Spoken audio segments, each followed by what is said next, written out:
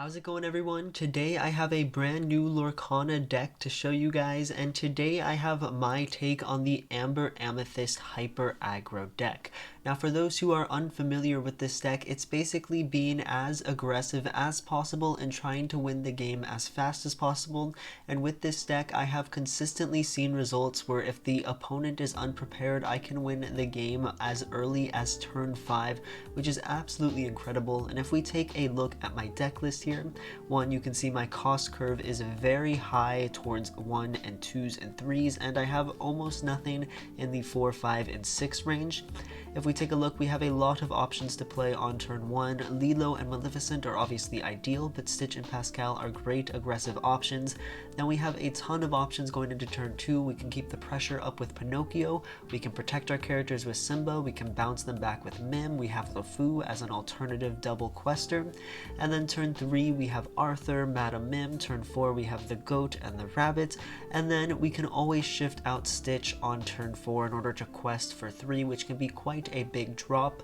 And then we also have Befuddle to bounce opponents' cards back in the early game, Friends on the other side to draw cards, and the Sorcerer's Spellbook to get that last little bit of lore that we might need to win the game.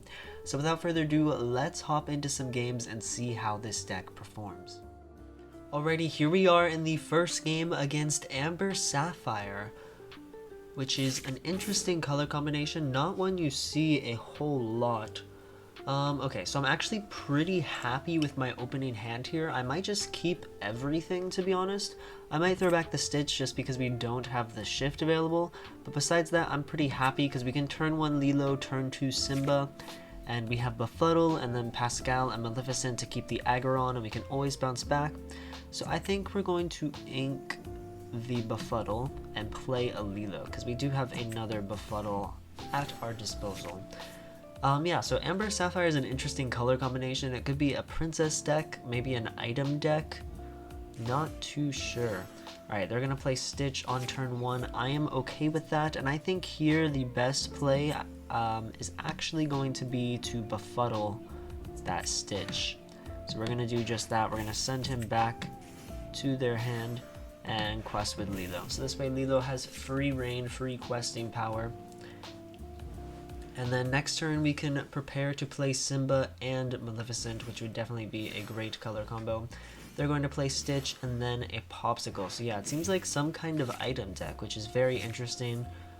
Okay, we do have Friends on the other side, which is worth considering keeping, but I'm not going to do that. Rather, we're going to throw down Simba in bodyguard position, and then another Maleficent, and we will quest out. So here, depending on what we draw, we can always play Friends on the other side to refill our hand a little bit, although it's not an ideal play, just because I do want to keep the aggro. But as you can see, turn 3 we're already on 6 lore, and we're threatening to gain 7 next turn depending on what they do. Honestly, Amber and Sapphire is definitely not a good color combination to deal with this deck. Anything besides Steel really isn't going to do much. They ink a Caterpillar, so it seems like they might have an aggro deck as well. They play Winnie the Pooh, which will help them ramp. However, I don't think ramp is really going to help in this situation. And no, they just pass, which is interesting. I think here we're just going to throw down the spellbook, and that's it. I'm not going to ink Friends on the other side, because depending on what we draw, I might want to play it. Instead, we're just going to quest out and pass, and we are now threatening lethal on turn 5. Like I said, you can win on turn 5 pretty consistently with this deck. We didn't even draw into Pinocchio or anything like that. This was a pretty standard opening hand. So it seems like they are going to ink with Winnie the Pooh, so they'll have 5 ink to try and counter us, which is very possible. We'll see what they put down. See, they don't have Steel, so Grab Your Sword isn't a possibility. Big Tinkerbell's not a possibility. Yeah, Sapphire Steel is definitely the worst matchup into this deck just because of all the ramp and tools, but Rockstar Stitch is going to come out so he can take out Simba. However, we still have lethal this turn, because we can gain 6 off of these 3 and then go up with the spellbook pretty easily. And they are out of options. They do banish one Popsicle in order to heal Stitch, but the game is unfortunately over for them. We made quite quick work, and that's the win right there. Yeah, let's move into a second game and see if we can keep up the tempo.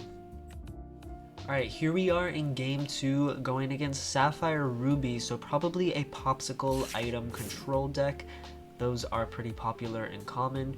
Okay, we do have the Rockstar combination, which is definitely worth considering. I think we're going to throw back the Spellbook and Pascal, because I would like to get a Lilo. However, if we play Stitch on turn 1, it's not the end of the world. We can go Stitch into Simba into Pinocchio or something, some combination of that, and then Arthur's obviously very good.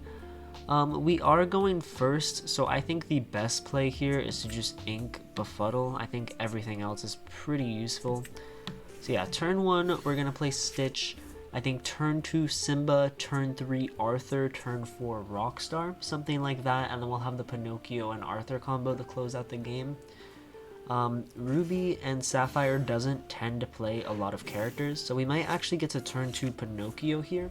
I think that's going to be the best play. Hold on to that Simba, so that way we do have the bodyguard threat. But right now, until turn 5, they can't really do much. They will be ramping a ton, but again, Ruby Sapphire doesn't tend to play a lot of characters in the early game, which is obviously really good. Again, I'm telling you guys, every color besides Steel, this deck has a pretty good matchup, so you just gotta really be cautious against those Steel decks, because it is a tough matchup. Okay, they ink a Maleficent and play a Scepter of Arendelle, and then they just pass. Okay, so we are out of inkable cards pretty much. We are gonna have to throw back our Simba. However, I'm okay with that, and then I think we will drop an Arthur. There we go. So this way we can throw back our Pinocchio, and we will be gaining so much lore next turn because it's going to be 3/3/3. We're at +9 because we can shift out the Stitch, assuming we draw an Inkable. If we don't draw an Inkable, then we'll just probably drop another Arthur, and we'll get to bounce back our Pinocchio too and keep him safe from whatever they decide to throw down. They ink a Minnie Mouse Stylish Surfer and throw down a Fishbone Quill to just ramp, so it seems like they're just trying to get to be prepared as fast as possible. However, I plan to close out the game far before they can get there. They probably have to play another Fishbone Quill to stop me before. Okay, here I am going to ink Friends on the other side. We're going to shift Rockstar Stitch. Play him out. There we go. And then we will quest,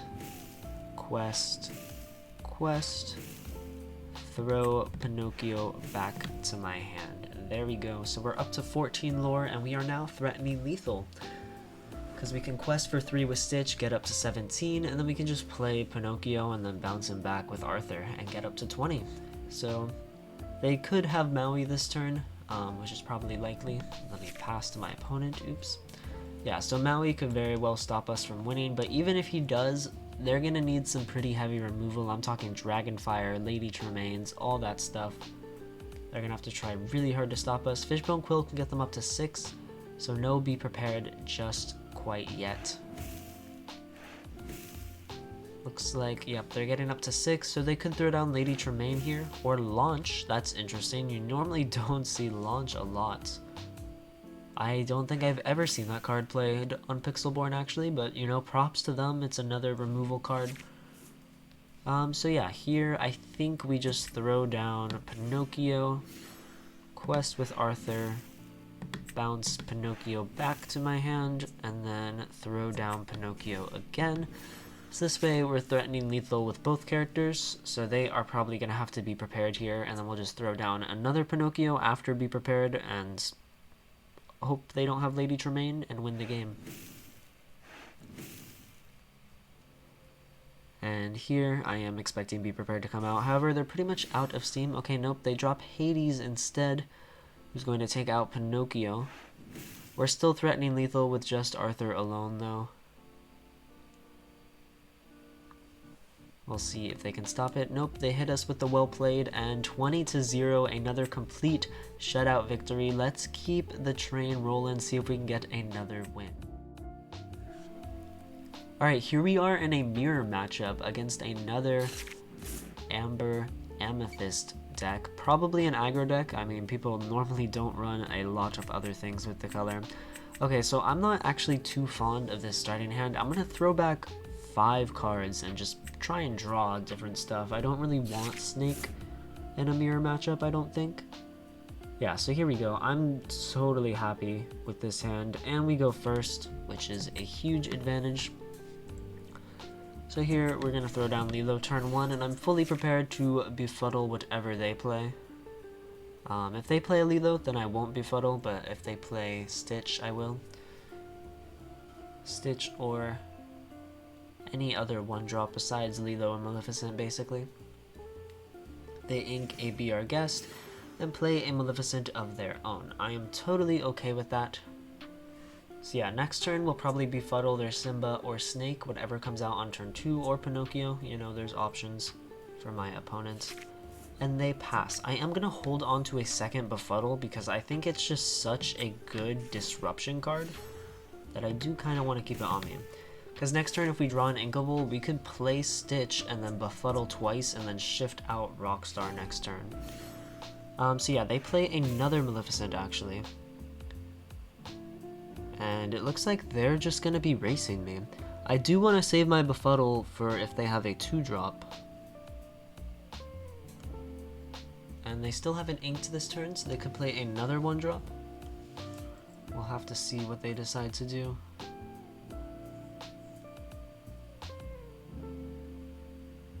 Yeah, they haven't inked anything this turn. All they did was drop a second Maleficent biding her time. Seems like they're trying to race me. We do have +5, they only have +4.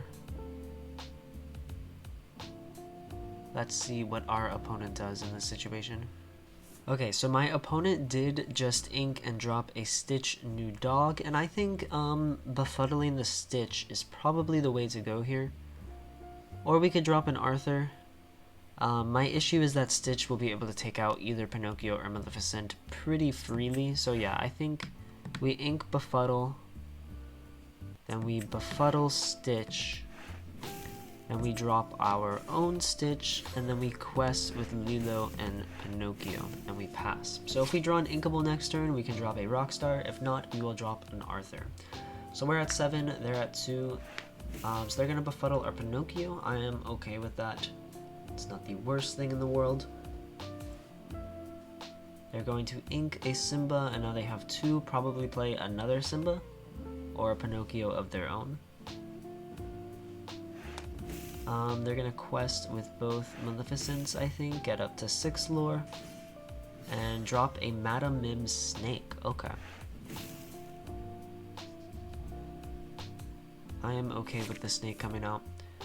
We did draw another Pinocchio, and unfortunately he is uninkable, and I don't want to ink Rockstar in this situation, so I think we're going to throw Arthur down. I'm not going to do anything else. We're just going to throw Arthur down, and then we'll pass, because Arthur gives us a lot of options, being able to bounce something each turn. So here they're going to ink Simba. They have 4. Probably a goat or something will come down. Another Lilo. No, they're just going to flood the board. Yeah, I'm totally okay with that, because we're going to have a lot of power next turn. And here they are at 9. We did draw another uninkable. Okay, so my options this turn, what can I do?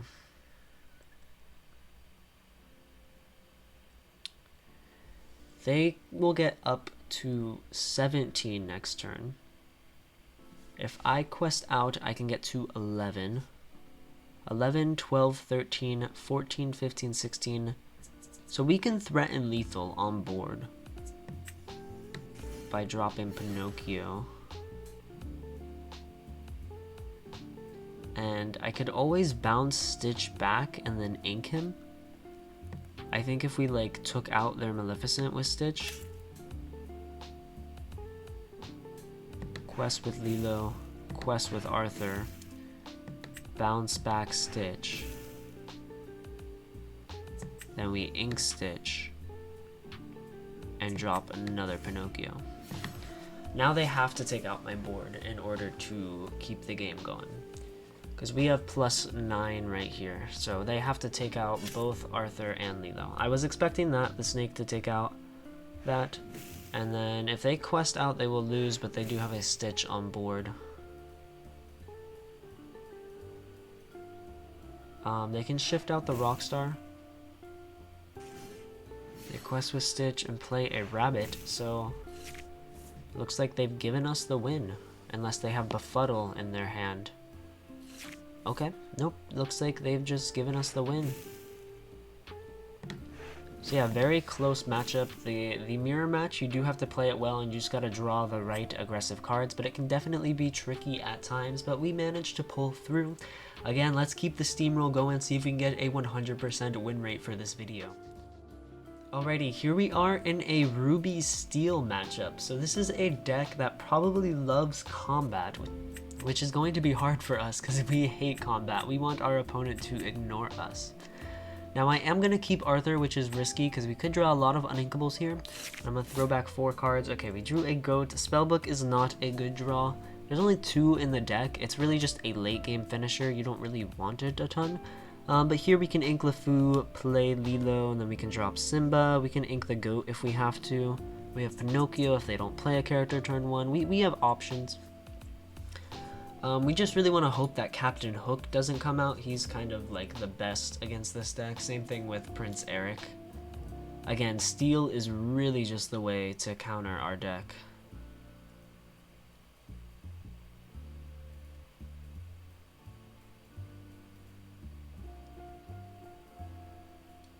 Let's see what they do. They're going to ink Maleficent and pass. Nice. You love to see when the opponent just passes and doesn't address anything. Because now, if they don't drop a 2-drop, we can play Pinocchio. Again, Prince Eric would be the worst 2-drop to come out. Hercules would be fine. I'm totally okay with that. Let's see what they decide to do next.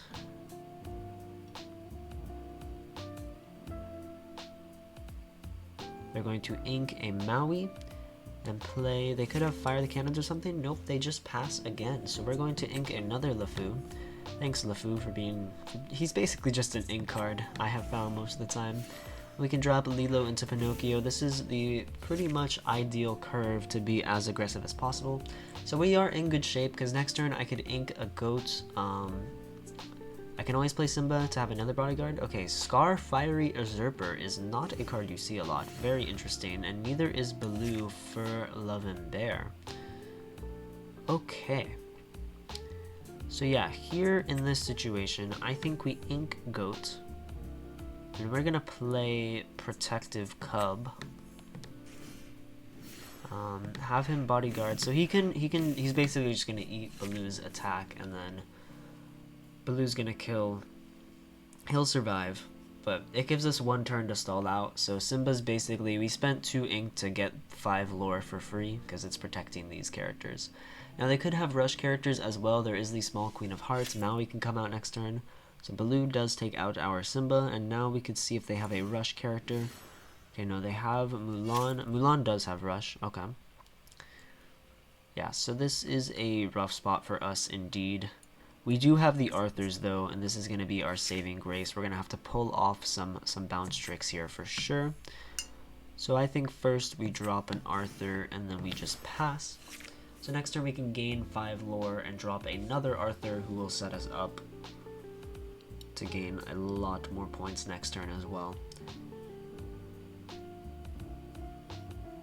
And hopefully we draw into like an inkable card, because I'd love to keep inking. So here Maui could come out, Dragonfire could come out, Grab Your Sword could come out, which would be devastating. And they're gonna start questing with Mulan and Baloo. Okay, again, Steel is the hardest matchup for this deck by far. So in this situation, I think we just draw cards and sacrifice our Arthur.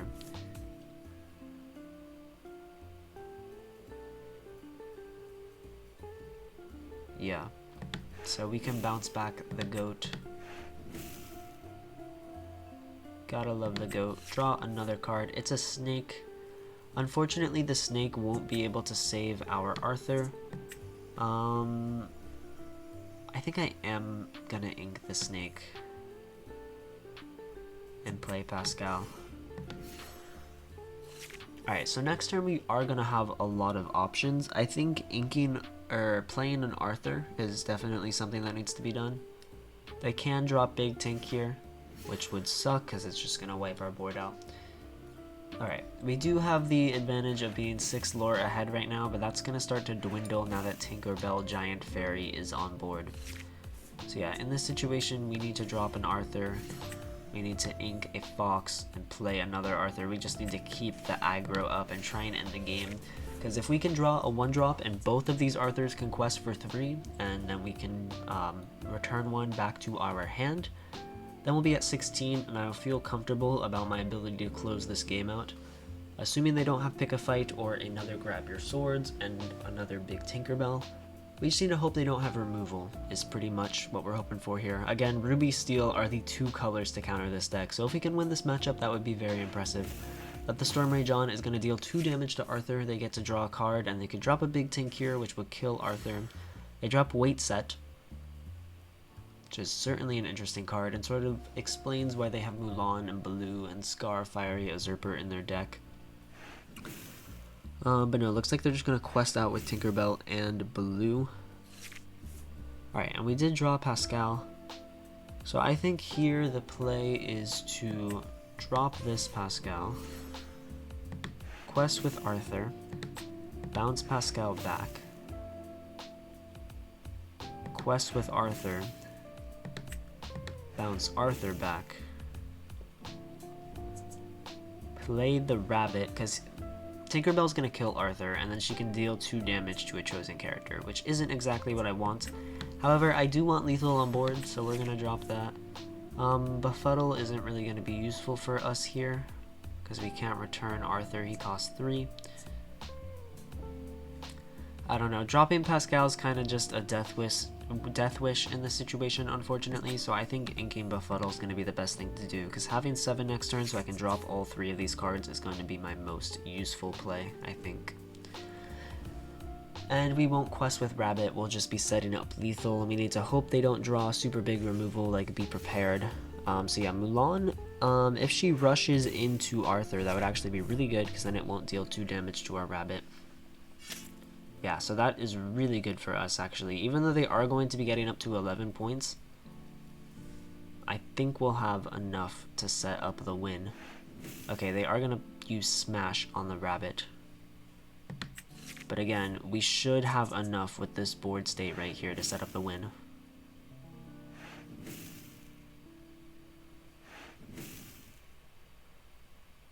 Yep, okay. So we are going to play Arthur. They are not at lethal. We're going to play Lilo. We're going to play Spellbook. And then we're just going all in here and hoping they don't have... Actually, I think holding on to Pascal and just gaining that 1 lore is the best. Because that way, even if they have Grab Your Sword, we'll still have lethal.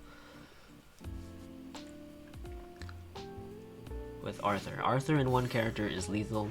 So they're going to draw a card off of Weight Set, and this is their last chance to stop me from winning. It needs to be like Smash, I think is really the only card that could stop them. They're going to quest with Tinkerbell, Baloo, and both Mulans. The Weight Set deck is very interesting. It's a deck that I'm really interested in. I think I would personally play Steel and Emerald, or Steel and Sapphire, and make Weight Set out of that. But I don't mind the heavy combat gray-red deck. And yeah, the game is over now. Arthur can quest and bounce Lilo back into my hand. And there we go, 20 lore to 16, another pretty destructive game. Let's hop into one final game and see if we can keep our massive win streak up.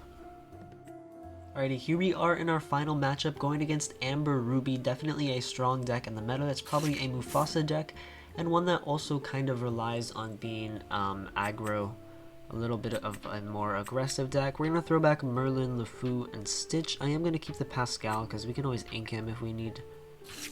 And draw a second Befuddle, a Rabbit, and another Pascal. Okay, yeah, we're gonna ink one of those Pascals and throw down our Lilo, and then next turn we can hopefully Pinocchio, unless they play a 1-drop, then we'll bounce him back. Like, the Queen is a card we do not want on the board, and we would definitely Befuddle her. Stitch 2, again, he's not as threatening as of a shift target as the Queen. I think here we're gonna ink Pascal. Even though I could have played Pascal, I think I want both Befuddles, and I want the Fox as well. So who knows if that was the better play? I just want her on board.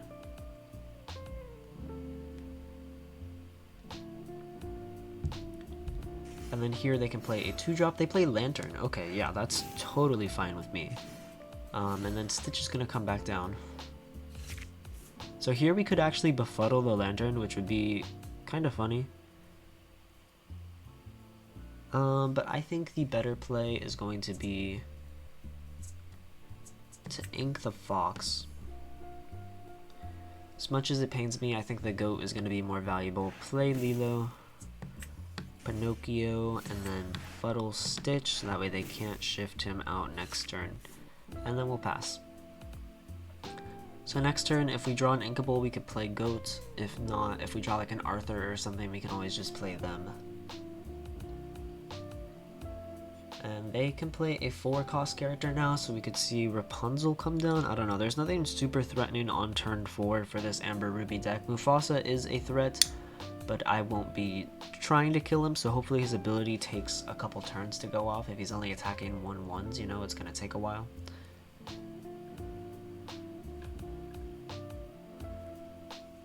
So here, looks like they're heavily deciding on what to do. They're going to use the Lantern, play out Minnie Mouse Styler Surfer, okay, and a Stitch new dog of their own. Interesting. I wouldn't mind drawing into a Simba here. I think that would be one of my better draws. Looks like our opponent forgot to pass. Okay, we draw LeFou, old reliable LeFou. I think we're gonna drop a Rabbit, draw a card. It's a Lilo.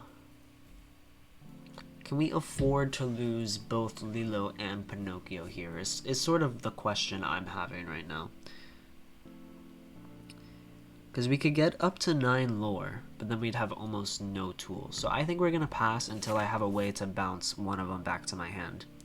Whether that's drawing a snake or something along those lines, I think we just wait. And then here, Mufasa's obviously going to be coming out. What else would they do? It's a Mufasa deck. He's going to be coming out on turn 5. Like clockwork. We did draw friends on the other side, so that is a very clear play. Sing with Rabbit.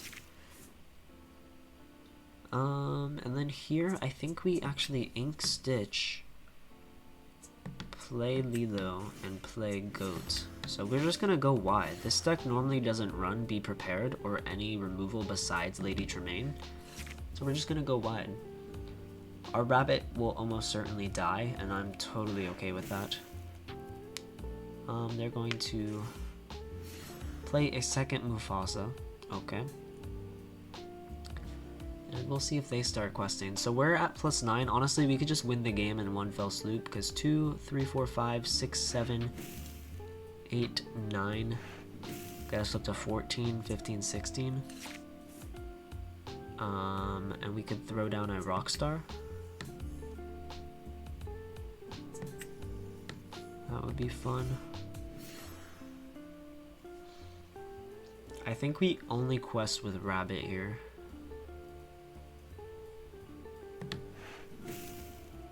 And now we're at 6, and we are at +12. Maybe we quest with Lilo too? Or the Goat? Because if the Goat dies, we gain a lore off of that. Yeah, so this way they can roll their Mufasa, and I'm honestly just going to take that risk. If they draw a Maleficent or a Lady Tremaine, that's my fault. But we just gotta kind of hope that doesn't happen, because Namari could be a threat that comes out too. I know a lot of Amber Ruby decks run Namari. all the character-based removal that Ruby has. Let's see what they do. I think they're thinking pretty heavily on how to stop us. So if we are at 8, 9, 10, 16, 17, 18. So yeah, we will be extremely close to lethal next turn. Next turn, we're definitely going to be questing out, and they have to kill something on my board. Obviously, they quest with Minnie Mouse. And honestly, there aren't too many bad top decks. Like, Spellbook would be fine here, Goat would be fine here, any bounce card would be fine. They drop Gaston, who has Reckless. I haven't seen a Gaston card in a long time. They quest with both. Are they at lethal? No, they're not. Certainly interesting. Because we're at lethal, are we not? 14. Okay, so in this situation, I think we just drop Pascal and we quest out. We drew a snake. And they conceded because we drew a snake, so we could have bounced the goat back and won the game off of that anyways. So yeah, there you go. There we have it. Amber Amethyst Hyper Aggro. Let me know, what do you guys think of this deck? Honestly, it's one of my favorite decks in Lorcana. I loved it in Chapter 1, and the Chapter 2 version is obviously a lot stronger. The Rise of the Floodborn cards definitely add a lot to this deck. But yeah, let me know, what do you guys think about it? Tell me in the comments below, and I will catch you all in the next video. Peace out.